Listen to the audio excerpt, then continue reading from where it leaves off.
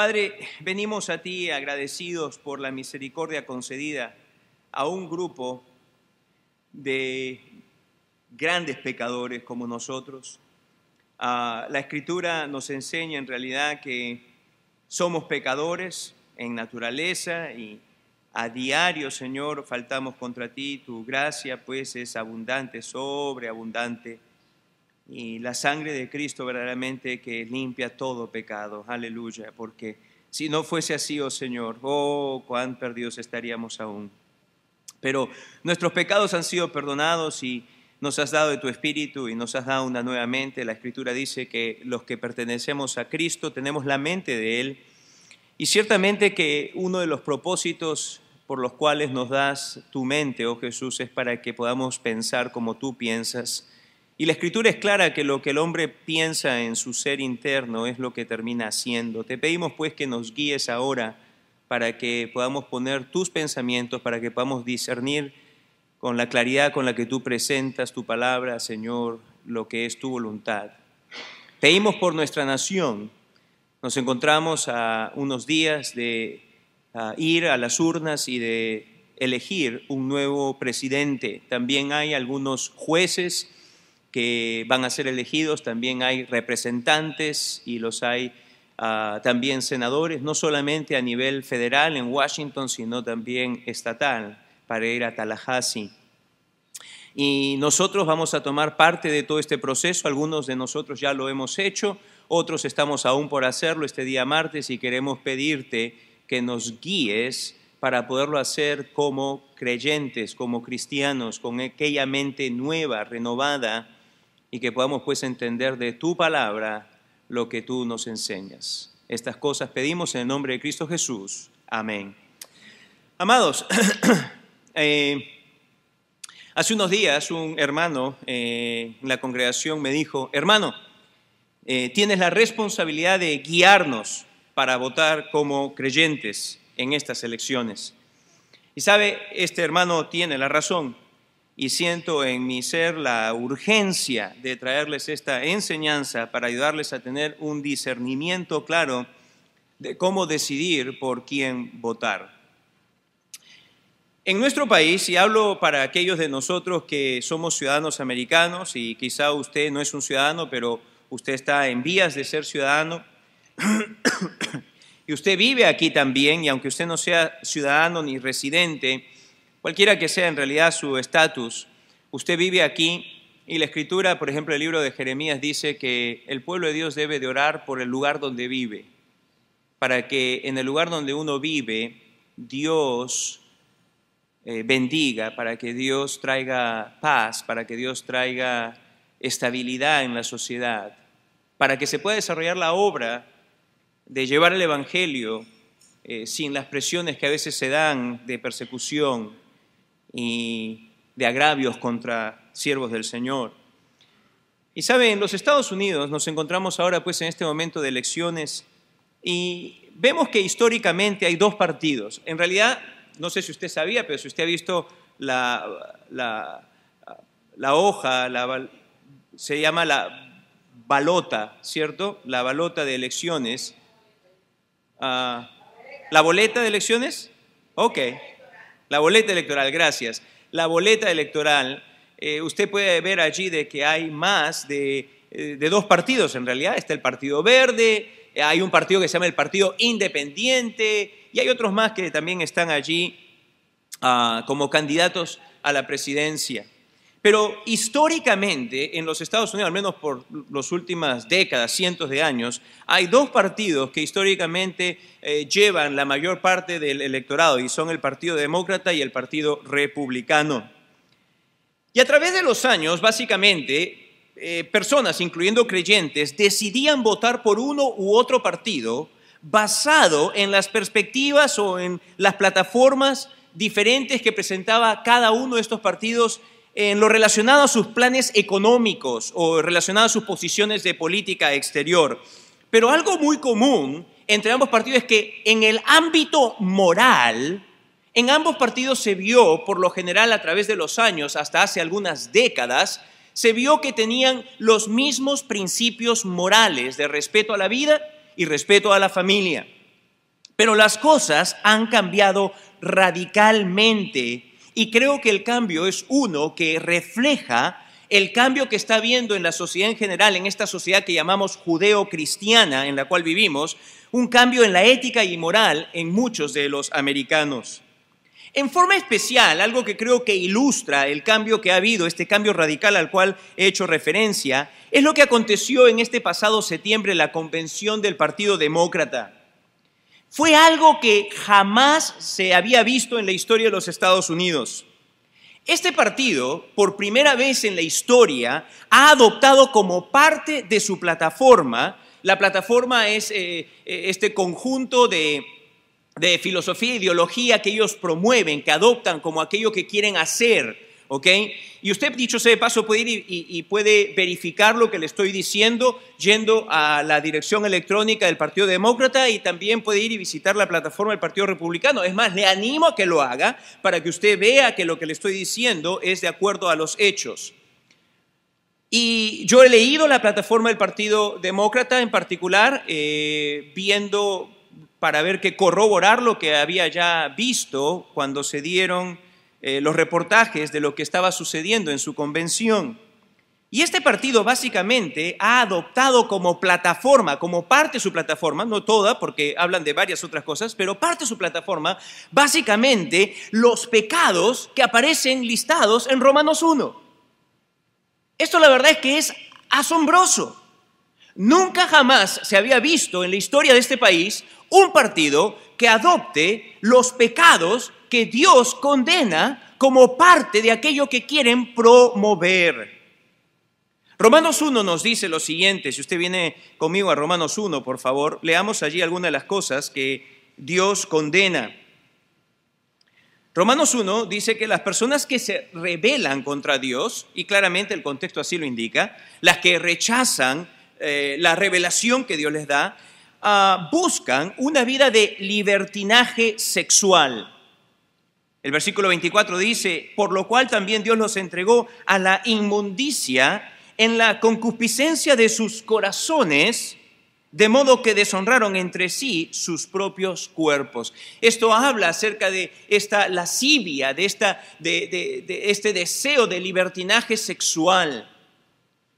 En adición, nos dice que las personas que se rebelan contra Dios también buscan perversión sexual. Venga conmigo, por favor, versículos 26 y 27. Dice, por esto Dios los entregó a pasiones vergonzosas, pues aún sus mujeres cambiaron el uso natural por el que es contra naturaleza. Y de igual modo también los hombres, dejando el uso natural de la mujer, se encendieron en su lascivia unos con otros, cometiendo hechos vergonzosos hombres con hombres y recibiendo en sí mismos la retribución debida a su extravío. Y en adición a este libertinaje sexual y a la perversión sexual que buscan aquellos que se rebelan contra Dios, también vemos de que dentro de otras cosas más, esta gente busca o comete homicidios. Y venga conmigo al versículo 29. Dice, estando atestados o llenos de toda injusticia, fornicación, perversidad, avaricia, maldad, llenos de envidia, homicidios, contiendas, engaños y malignidades. Y en este caso particular es evidente de que los homicidios aquí claramente se refieren en nuestro tiempo a los abortos. A los abortos. Es más, en un momento de la convención, si usted la escuchó o si usted la vio por televisión, en un momento de la convención estaban pidiendo que los delegados allí presentes diesen la aprobación para incluir a Dios como parte de la plataforma. Y por primera vez en la historia, las delegaciones del Partido Demócrata no querían aprobar, 3 veces lo trataron y no querían aprobar a Dios para que esté dentro de la plataforma del partido. ¿Y sabe qué? Lo mejor hubiese sido que no lo pongan de regreso. Mejor hubiese sido que lo saquen por completo, porque no se dan cuenta quizá ellos de que a las finales están añadiendo aún más culpa sobre sí mismos porque están tomando el nombre de Dios en vano. Así que, amados, miren, en otras palabras, de acuerdo a la plataforma de este partido, los americanos tenemos los siguientes derechos. El derecho de tener sexo libremente con quienes querramos, el derecho a recibir condones y otros contraconceptivos, el derecho de que si nuestros condones y contraceptivos no funcionan, entonces debemos de tener el derecho de matar a la criatura que resulta en un embarazo. Y en adición a todo esto, el derecho de que homosexuales y lesbianas se casen. Y es más, dicho sea de paso, que si tuviesen todo lo que quisieran, todo esto lo harían con tu dinero y mi dinero, el dinero que pagamos en impuestos. Amados, esto es abiertamente una plataforma sacada de la lista de pecados que Dios condena en Romanos 1. Directamente. Esto es simplemente asombroso. ¿Qué nos dice las Escrituras? ¿Qué es lo que nos dice las Escrituras? Mira, déjeme decirle que gracias a Dios, la Escritura nos dice lo que necesitamos saber para votar con lo que esté de acuerdo con la voluntad de Dios. Todo.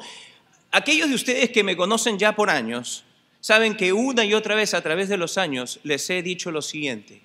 Yo estoy convencido de que en las Escrituras encontramos absolutamente todos los principios necesarios para guiar cada aspecto de nuestras vidas. Y no solamente convencido de que encontramos todos los principios necesarios para guiar cada aspecto de nuestras vidas, incluyendo el por quién votar, sino que también estas cosas son claras, absolutamente claras en la Escritura. No es como que están oscurecidas, no es como que son cosas vagas, sino que encontramos de que estas cosas son claras. Así que permítame compartir en lo que el tiempo nos da algunos principios. El primero que quisiera que tú tomes en cuenta, amado hermano, es lo siguiente. Permíteme recordarte que tú, antes que demócrata y antes que republicano, eres cristiano.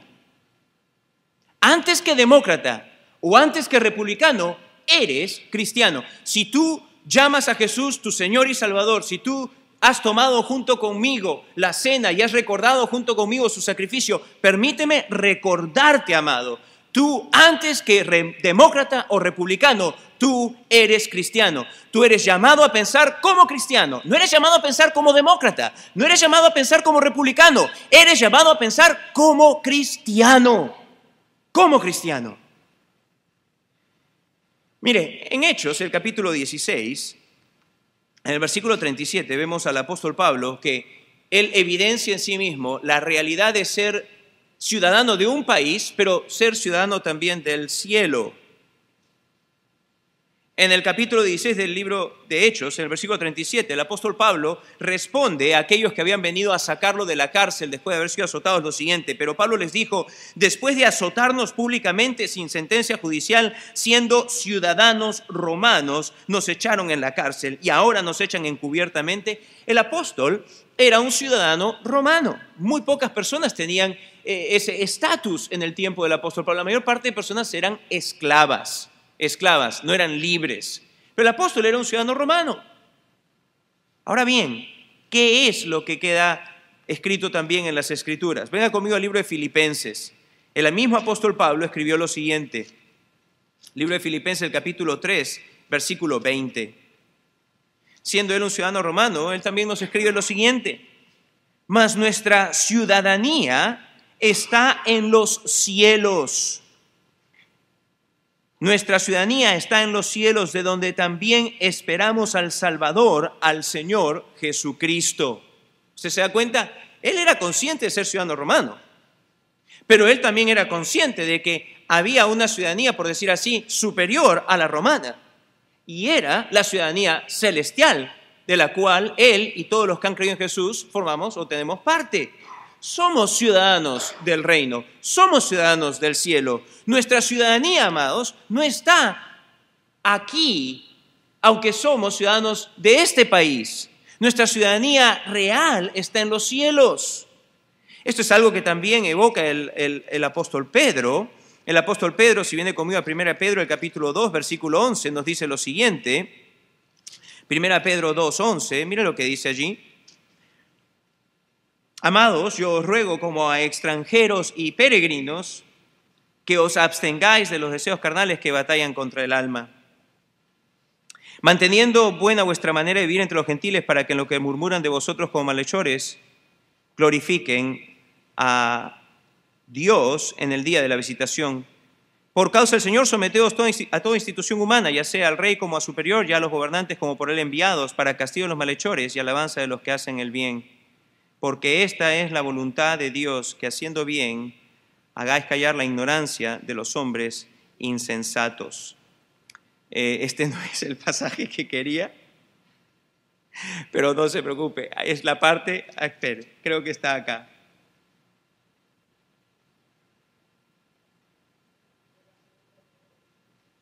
Segunda de Pedro, a ver, vamos a ver. Mis notas dicen primera, pero puede ser que sea segunda de Pedro. No, no es segunda de Pedro, pero no hay problema. Sí, 2:11. Entonces sí. ¿Qué me pasó? Sí, escudriñando. Perdón. 2:11, una vez más, amados, sí, como extranjeros y peregrinos. Efectivamente, gracias. Dice acá claramente que nosotros somos extranjeros y peregrinos. Gente que estamos pasando solamente, temporalmente, por esta tierra. Nuestra ciudadanía se encuentra en otro lugar. No solamente eso, sino que el libro de Hebreos también, el escritor a los Hebreos, no sabemos en realidad quién escribió el libro de Hebreos, pero el escritor a los Hebreos, inspirado por el Espíritu de Dios, también nos dice lo siguiente en el capítulo 11, versículo 13, conforme a la fe, murieron todos estos sin haber recibido lo prometido, sino mirándolo de lejos y creyéndolo y saludándolo y confesando que eran extranjeros y peregrinos sobre la tierra. Porque lo que estos dicen claramente dan a entender que buscan una patria, pues si hubiesen estado pensando en aquella de donde salieron, ciertamente tenían tiempo de volver, pero anhelaban una mejor patria. Esto es celestial, por lo cual Dios no se avergüenza de llamarse Dios de ellos, porque les ha preparado una ciudad. Amados, ¿somos ciudadanos de este país? Sí, pero sobre todo somos ciudadanos del reino. El apóstol Pablo así lo enseña, el apóstol Pedro así lo enseña, el escritor a los Hebreos así lo enseña. Nuestra permanencia en esta tierra es presentada como solamente una peregrinación pasajera. Esperamos una patria mejor, es decir, aquella que es celestial. Ahora bien, esto entonces tiene implicaciones. Significa que nosotros debemos de tener, amados, escúcheme, una alianza. ¿A quién? ¿Una alianza a quién? ¿A un partido? ¿Debemos de tener una alianza a un partido? ¿Debemos, porque estamos registrados como demócratas, tener una alianza al Partido Demócrata? ¿Debemos, porque estamos registrados en el Partido Republicano, tener una alianza al Partido Republicano? Amados, nuestra alianza como creyentes debe ser a uno y solo uno, al verdadero gobernante, al único y verdadero rey. Este es Jesús, tu rey, tu Señor, tu Salvador. Él es el único el cual tú le debes tu alianza. Al único al cual tú le debes tu alianza. No a un partido, ni demócrata ni republicano, sino a aquel que es tu Señor, tu Rey, tu Salvador.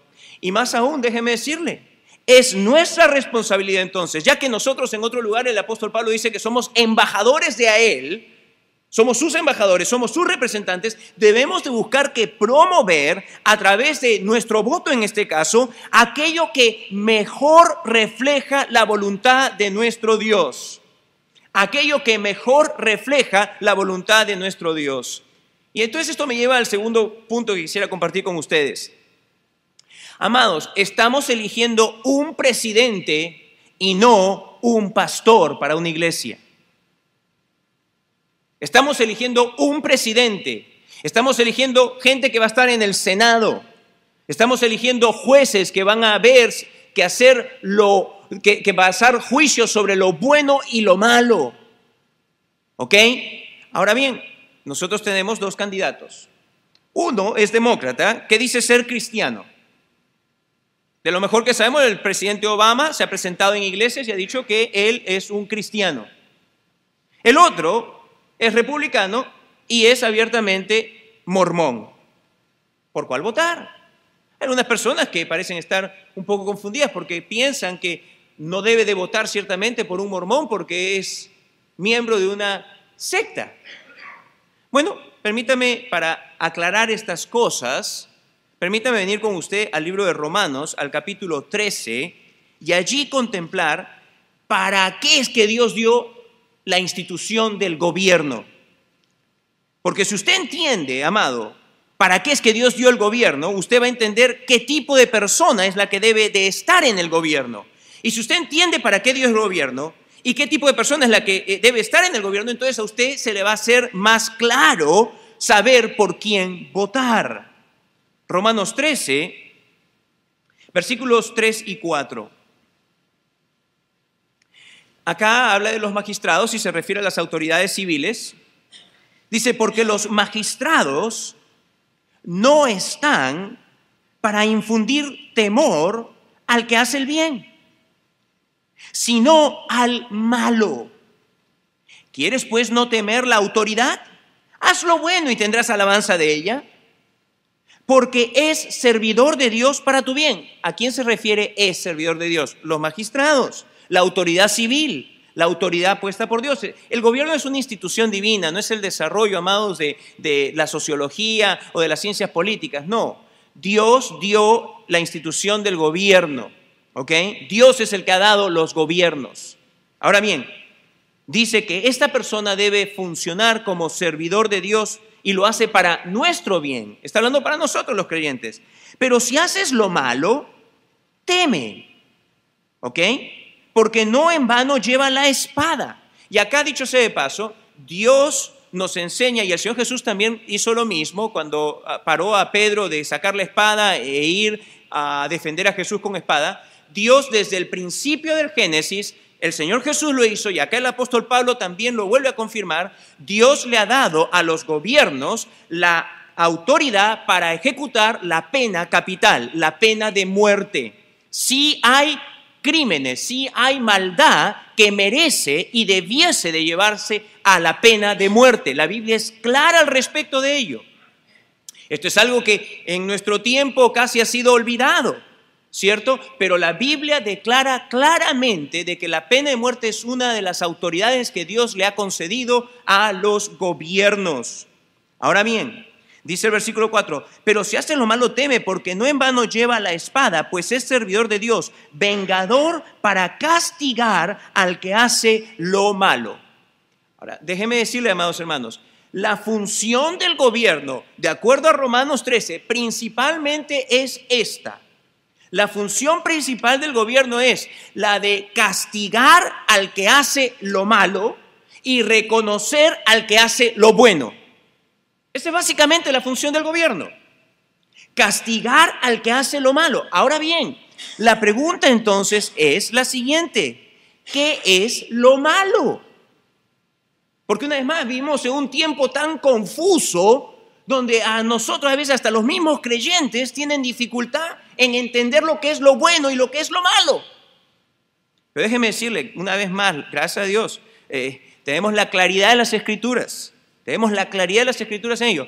Déjeme decirle lo que es bueno y lo que es malo, ¿ok? Prepárese que esto es profundísimo. ¿Sabe lo que es malo? Lo que Dios llama malo. ¿Sabe lo que es bueno? Lo que Dios llama bueno. ¿Lo entendió? Sí. ¿Qué es lo malo? Lo que Dios llama malo. ¿Qué es lo bueno? Lo que Dios llama bueno. Es así de sencillo. Es así de sencillo, amados. ¿Ok? ¿Está claro? ¿Qué es lo malo? Lo que Dios llama malo. ¿Qué es lo bueno? Lo que Dios llama bueno. Ahí, acabó. Para nosotros, los creyentes, una vez más y una vez más, regreso a ello. Tú eres un creyente, pues chévere. Entonces, tú tienes la mente de Cristo y eres llamado a tener tu conciencia atada, sujeta, en obediencia a la verdad de Cristo. Y a ninguna otra ideología, a ninguna otra filosofía. ¿Estamos? Lo malo es lo que Dios llama malo, lo bueno es lo que Dios llama bueno. Ahora bien, esto significa, amados, que lo que los políticos, y ambos lo hacen, llaman malo, en realidad, desde la perspectiva de Dios, no es malo. O lo que ellos llaman bueno, en realidad, desde la perspectiva de Dios, no es bueno. Aquí básicamente estamos hablando del aspecto moral. Póngase usted a pensar, la ley de Dios. 4 mandamientos con respecto a Dios, 6 mandamientos con respecto a ¿qué? al plan de seguro nacional? ¿A que hay demasiados ricos y muchos pobres? ¿De eso es lo que se trata la ley?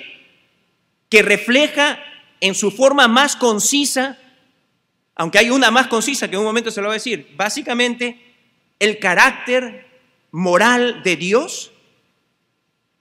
Más conciso que eso lo dijo el Señor: amar a Dios y amar al prójimo.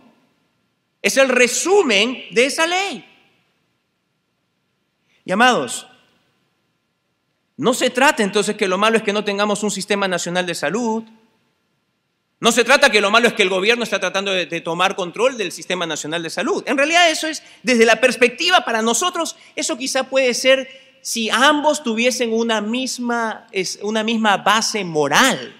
Podría ser un asunto de definición sobre quién votar. Pero para nosotros eso no es de lo que se trata lo bueno o lo malo. No se trata en realidad de si hay gente que es muy rica y hay gente que es pobre. Ricos y pobres han habido siglos atrás, los hay ahora y los van a ver mañana.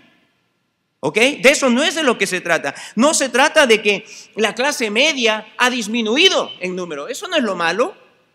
Tampoco lo bueno es que la clase media va a aumentar, supuestamente bajo uno u otro. Eso no es ni lo bueno ni lo malo. Amados, ¿saben lo que es malo? Lo que Dios siempre ha llamado malo. Lo llamó en el Antiguo Testamento, lo llamó en el Nuevo Testamento y lo sigue llamando el día de hoy. Lo malo es el libre sexo. Lo malo son los condones y los contraceptivos. Es el querer darle derecho a homosexuales para que se casen. Lo malo es que si tu elección es la de vivir promiscuamente y esta termina en embarazo, lo malo es que tengas el derecho legal de matar a otro ser humano. Eso es lo malo. Eso es lo malo. Fornicación, perversión sexual y asesinato siempre han sido malos a los ojos de Dios. Y no porque las personas lo llamen bueno. Y déjame decirte, son astutos de cómo lo llaman bueno. Son astutos. Pero no porque lo llamen bueno, significa que lo sea. Es más, la advertencia que dio el profeta en el capítulo 5 del libro de Isaías, cuán poco está siendo escuchada por el pueblo de Dios el día de hoy. Isaías 5:20, ay de lo que lo malo dicen bueno y a lo bueno malo, que hacen de la luz tinieblas y de las tinieblas luz, que ponen lo amargo por dulce y lo dulce por amargo. Oh, amados, cuán necesario es que despertemos muchos de nosotros, que abramos nuestros ojos muchos de nosotros y que empecemos a llamar a lo malo malo y a lo bueno bueno. Pero no que llamemos a lo malo bueno y a lo bueno malo. Pero sin embargo son tan astutos en la forma en que lo presentan, son tan astutos. Así que, amado, tu voto y mi voto debe ser por el candidato que mejor refleja la moral y la ética bíblica. Escuche mis palabras, que las he seleccionado. No estoy dándole así palabras vacías. Que mejor refleja. No he dicho que perfectamente. ¿Sabe por qué? Porque jamás usted va a encontrar ningún gobernante que perfectamente refleje la moral y la ética bíblica. Ese día todavía es futuro. Ese día va a ser cuando Jesús reine en su reino milenial por 1000 años desde Jerusalén a toda la tierra. La Biblia describe que ahí sí va a haber un gobernante que con justicia va a gobernar. Pero de acá hasta ese instante jamás usted va a encontrar ningún gobernante que vaya a tener un gobierno de justicia perfecta. Por lo tanto, usted y yo, lo único que podemos hacer es hacer uso de este derecho que tenemos de votar en el país y de escoger a aquel que en mejor forma refleje el carácter moral de Dios.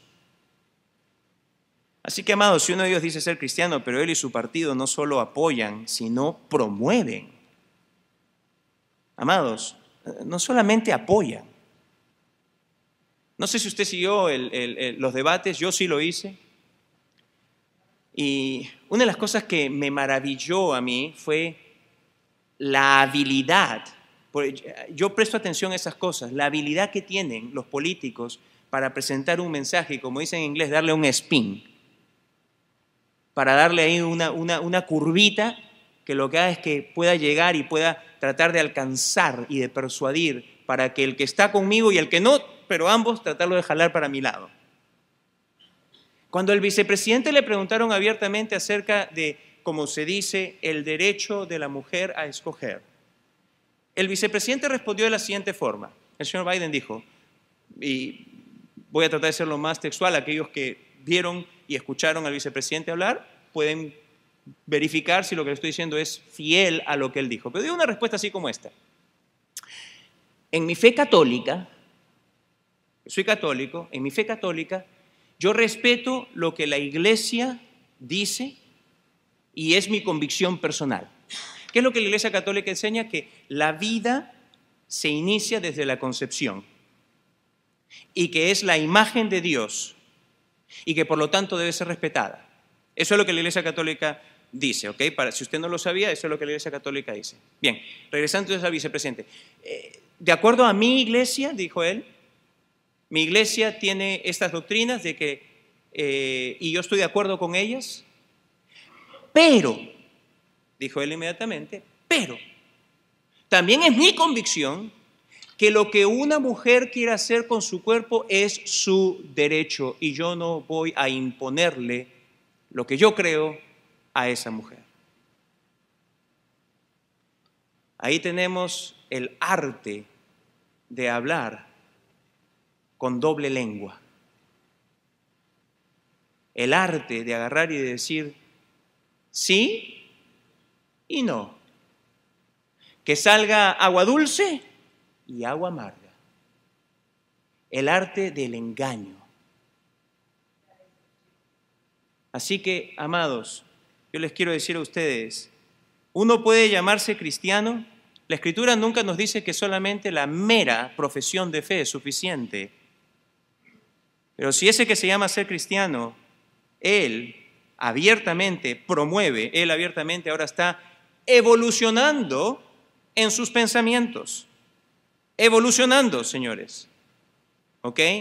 Que de donde él pensaba que el matrimonio era solamente entre un hombre y una mujer, ahora ha evolucionado y ha cambiado su forma de pensar. Y sí, debiese ser, y más, lo está haciendo porque él como el presidente y como aquel que dirige la rama ejecutiva de nuestra nación, ha dirigido al fiscal de la nación a no defender la ley que se pasó en 1996 acerca del DOMA, acerca de la defensa del matrimonio, que en su definición dice que es la unión entre un hombre y una mujer, punto.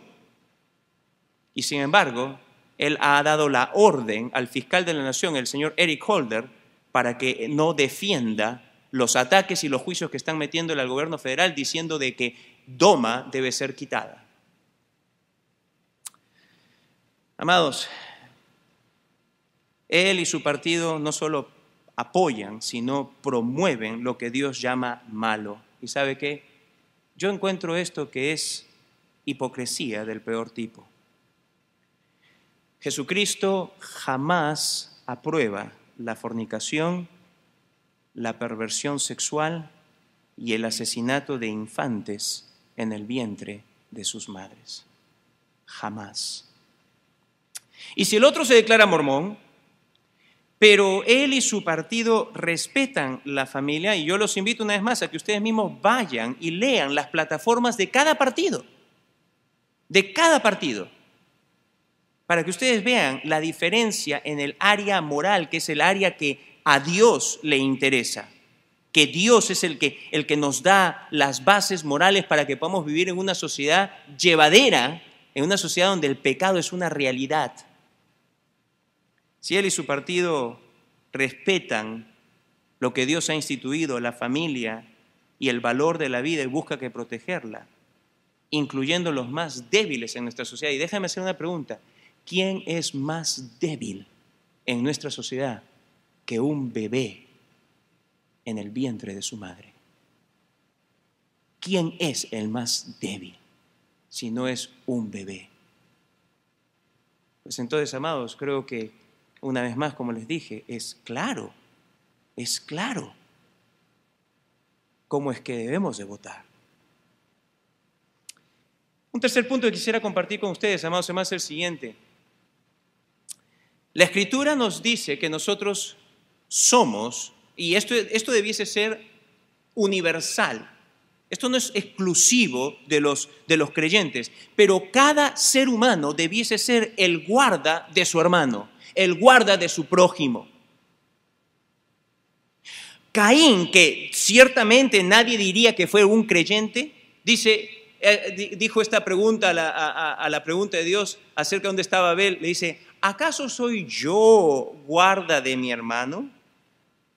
Y la respuesta que no se lee ahí es, por supuesto que sí.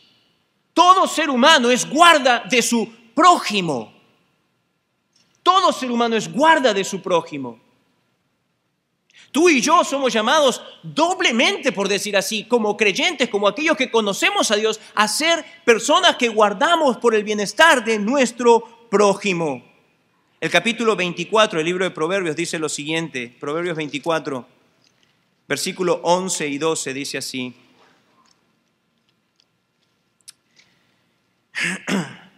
Libra a los que son llevados a la muerte.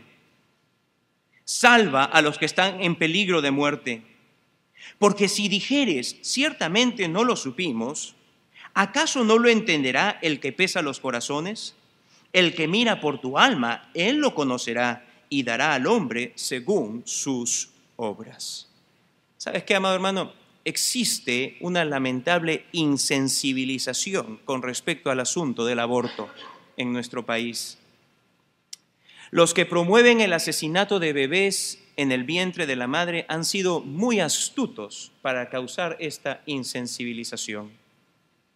Ellos astutamente dicen que no se refieren a él o a ella, quitándole personalidad. Dicen como si fuese una cosa, lo que se aborta no es un ser humano. Leí el artículo de un doctor en ciencias médicas que decía, el aborto tomó lugar antes que físicamente en el lenguaje humano. Porque para poder convencer a las masas a que bajen sus defensas morales acerca de tomar la vida en un asesinato por otra persona, para poder convencerlas de que estaba bien, de que estaba ok hacerlo, de que podía ser tu derecho, era necesario primero insensibilizarte dándote las palabras para que tú veas que lo que estás haciendo, la atrocidad que estás haciendo, no sea vista como una atrocidad. El aborto empezó primero en palabras y luego fue llevado a hechos. Primero en palabras. La decisión de la Corte Suprema en el año 1973, en parte, basó su veredicto, y le invito a que usted vaya, haga Google, decisión Corte Suprema Roe versus Wade, y allí usted lea la decisión de la Corte Suprema, y usted va a encontrar esta frase allí, dentro de los jueces que dictaminaron a favor de esto, utilizaron la siguiente expresión para determinar, ellos dijeron que era el interés de la Corte, el bienestar de la madre y el bienestar del feto. Pero ¿por qué decidieron ir de que la madre tenía, por decir así, más peso? La siguiente frase, amados. En parte basó la Corte Suprema su veredicto al considerar al bebé en el vientre de la madre solo como, y acá estoy dándoles una cita textual, the potentiality of human life. Eso es en el inglés. The potentiality of human life. En español, la potencialidad de la vida humana. Es decir, estos señores jueces que por más que hayan ido a las mejores universidades simplemente carecían y estaban errados, pues carecían de un concepto, de un compás ético y moral como el de Dios, dijeron que el embrión, básicamente, en el tercer trimestre, hasta el primer trimestre, no en el tercero, en el primer trimestre, era potencialmente la vida humana. Usted se da cuenta cómo a través de esa simple frase, entonces podemos decir, ya que es solo potencialmente vida humana, entonces significa que no valía como una vida humana. No valía como vida humana. Entonces, de esa forma, dijeron, no, la mujer tiene más derecho. Porque eso es simplemente la potencialidad de la vida humana. ¿Pero sabe qué? Esto no es así. Y una vez más, apelo no acá a demócratas ni a republicanos. No apelo a gente que quiera ser moral. Acá apelo a todos aquellos de ustedes junto conmigo que nos identificamos como siervos de Jesucristo, que nos identificamos como que Jesús es nuestro Señor, es nuestro Salvador, Él es nuestro Dios, Él es aquel que nos dice cómo nosotros debemos de ver las cosas, aquel que nos dice que debemos de renovar nuestro entendimiento con la verdad de su palabra, no lo que la gente dice. No lo que la gente dice, sino lo que la palabra dice. ¿Y qué es lo que nos dice la palabra de Dios? Salmo 139, que lo leí ahora durante la cena del Señor. Salmo 139, versículo 13 al 16, dice así, y se lo vuelvo a leer, amado hermano. Preste atención, por favor. Mire lo que Dios dice aquí. Porque tú formaste mis entrañas. La palabra en el hebreo original dice mis riñones, y los hebreos en su cultura, ellos veían que eso era todo lo relacionado a los órganos internos. Tú me hiciste en el vientre de mi madre.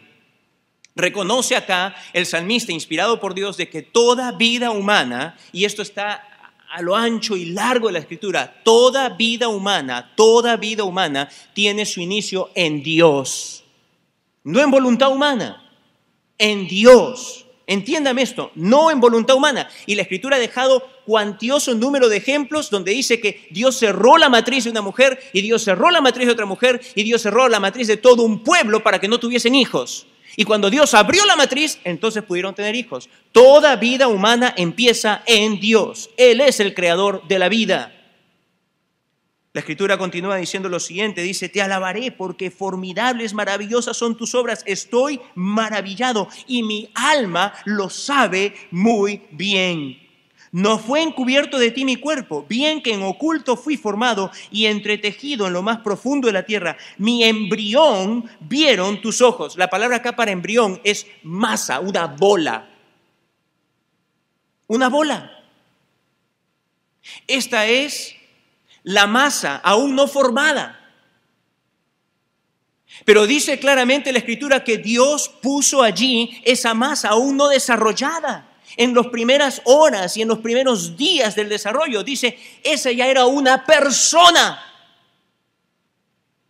No es como lo quieren definir, la potencialidad de vida. Ya es una persona a los ojos de Dios.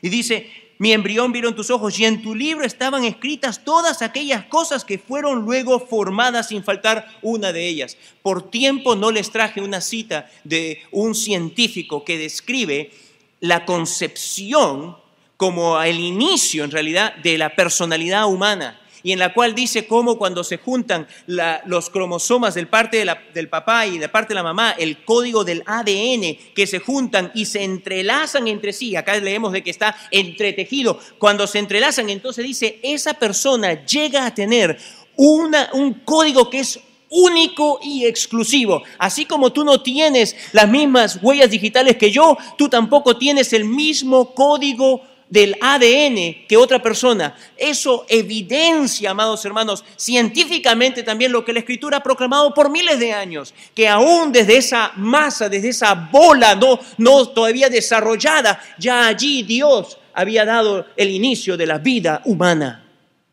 El inicio de la vida humana.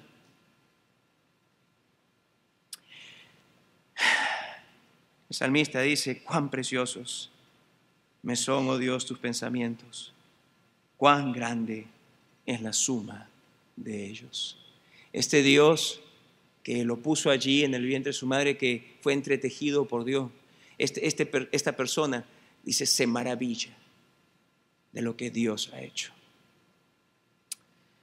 Amado, aunque sea un embrión, es un ser humano. Y es un ser humano creado a la imagen de Dios. Un ser humano creado a la imagen de Dios. El capítulo 1, el versículo 26 dice, entonces dijo Dios, hagamos al hombre a nuestra imagen, conforme a nuestra semejanza. Hagamos al hombre a nuestra imagen, conforme a nuestra semejanza. En el libro de Santiago, en el capítulo 3, 9 y 10, el apóstol lo que hace es que llama la atención a las personas que incluso insultan o tratan mal a otra persona, ¿basado en qué? Solamente en el hecho de que son personas hechas a la imagen de Dios.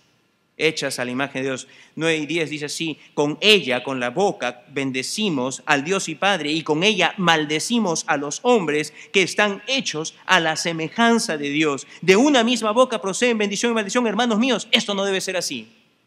Amados hermanos, si es malo maldecir con la boca a un ser que lleva la imagen y semejanza de Dios, imagínense cuán serio es el hecho de tomar la vida de un ser que es hecho a la imagen y semejanza de Dios. Pero sin embargo, vivimos en un tiempo donde la insensibilización que se ha traído sobre nosotros es tal que escuchamos y escuchamos y escuchamos de lo que sucede a millones de personas, y cómo un partido y un gobernante promueven eso, y como que no lo tomamos ni en cuenta siquiera. Insensibilización del mayor grado. Ellos astutamente dicen: es el derecho de la mujer de hacer lo que quiera con su cuerpo. ¿Ha escuchado esa frase? ¿Sí o no? Es la frase más popular. Bueno, no es su cuerpo. Amados, no es su cuerpo, es el cuerpo de otro ser humano, al que están matando, al que están asesinando. No es el cuerpo de la mujer, es el cuerpo de otro ser humano. Ellos astutamente dicen: pero la criatura va a tener defectos. La criatura va a tener defectos, por lo tanto mejor es quitarle la vida a esa masa. Todavía no es un ser humano. Amados, ¿sabe qué? Si algo el pecado trajo, es toda una serie de defectos. Usted eventualmente y yo eventualmente enfermamos y todo porque hay defectos en nuestro ADN. Usted y yo tenemos toda esta serie de males. Algunos tienen hasta la pierna un poco más larga. Todos estamos llenos de defectos. Quizá usted no se había dado cuenta porque usted, en una forma bastante general, se le ve bastante bien. Pero usted y yo tenemos varios defectos. Varios defectos. Así que no se trata de que una persona puede tener un mayor grado de defectos quizá, pero al final todos hemos salido defectuosos desde el pecado de Adán. Todos sin excepción. Ellos astutamente dicen que es injusto que se esfuerce una mujer a que sea la víctima de un embarazo no deseado. Esa frase, un embarazo no deseado. Déjeme decir una cosa: si una mujer tiene relaciones con un hombre, ella no fue víctima, ella escogió echarse con él. Ella escogió echarse con él. Lo que pasa, amados hermanos, es que en nuestra sociedad hay personas que quieren tener sexo con quien quieran. Si con una o más mujeres, tenerlo. O si con otros hombres, tenerlo. Y si mujeres con mujeres, tenerlo. Y si su contraceptivo no funciona, lo que pasa es que el plan de respaldo que ellos quieren tener es el asesinato de la criatura. Eso es lo que sucede. Es el asesinato de la criatura. Amados, amados, hermanos amados, ¿cómo podríamos quedarnos callados ante tal maldad? ¿Cómo podríamos quedarnos callados ante tal maldad? ¿Quién de nosotros quisiera tomar parte de estas maldades al votar por gente que no solo acepta, sino promueve el asesinato de indefensos humanos en el vientre de su madre? ¿Quién de nosotros? Quizá alguno dice: bueno, lo mejor va a ser que yo vote por ninguno de ellos. Si las cosas son así, decido votar por ninguno. No voy a votar. No, amado hermano, déjame decirte una cosa. Votar por ninguno es básicamente viciar tu voto y no dar el chance de que llegue alguien que, de lo que sabemos y de acuerdo a lo que públicamente proclaman, está dentro de su agenda, dentro de su plataforma, defender la vida y defender la familia. Defenderla. Recuerden una cosa, amados. El gobierno y el gobernante está para castigar lo malo y para defender lo bueno. Castigar lo malo, defender lo bueno. Amados hermanos, esta tragedia del aborto es, en perspectiva, es la más grande tragedia que azota a nuestro país. Es la más grande. Y sin embargo es la menos hablada. Es la más grande tragedia. Amados, esta es una atrocidad. 1.500.000 bebés son asesinados cada año en el lugar que debiese ser el más seguro para un bebé, el vientre de su madre. Esto significa 4.100 bebés por día. Esto significa 170 bebés cada hora. Esto significa casi 3 bebés cada minuto. Planned Parenthood, que recibe dinero del gobierno, derrama la sangre de un bebé cada 95 segundos. Cada 95 segundos. Déjeme decir una cosa, la errada e injusta decisión de la Corte Suprema del 22 de enero de 1973 en el caso Roe versus Wade abrió las compuertas para que se asesinen hasta este día aproximadamente de 40 a 60 millones de seres humanos como tú y como yo. ¿Y sabes qué? Si lo miras en perspectiva, amado, esto hace parecer el holocausto de Hitler como si fuese nada. El holocausto de Hitler como si fuese nada. Cuando Dios confrontó a Caín y le hizo la pregunta, ¿dónde está tu hermano? Y Caín después, ¿soy yo, guarda de mi hermano? Dios le dijo que la sangre de Caín clamaba desde la tierra a Dios. Génesis 4:10. Amados, y Dios juzgó a Caín por ello. ¿Cuánto más no está clamando contra nuestra nación la sangre de tantos millones que han sido asesinados por los abortos? ¿Cuánto más no está clamando la sangre? Así que, amados, si hemos de votar, votemos como cristianos, teniendo presente el rol del gobierno, castigar lo malo, promover lo bueno, teniendo presente que lo malo es matar, quitar la vida inocente. Parémonos, defendamos la vida inocente, defendamos lo que Dios defiende, lo que Dios nos dice que hemos de defender. Él nos dio la familia. Toda esta promiscuidad sexual que es promovida no debe ser aceptada. Amados, no se trata en realidad el asunto de si debemos de tener un plan nacional de salud o no. No se trata de quién va a generar más empleos. No se trata, amados hermanos, de si debemos de tener esta política extranjera de intervención o de no intervención. Usted lea las páginas del Nuevo Testamento, vaya por favor, léalo. Usted lea allí. Si el apóstol Pablo, porque déjeme decirle, los abortos tienen historia desde el principio de la humanidad. No es algo nuevo, no es algo de nuestra sociedad solamente. Las mujeres han abortado de acuerdo a los escritos que se han hallado, incluso algunas simplemente porque querían tener sexo con las personas esclavas, pero no querían que los hijos que eran engendrados por personas esclavas recibiesen sus herencias y por lo tanto abortaban.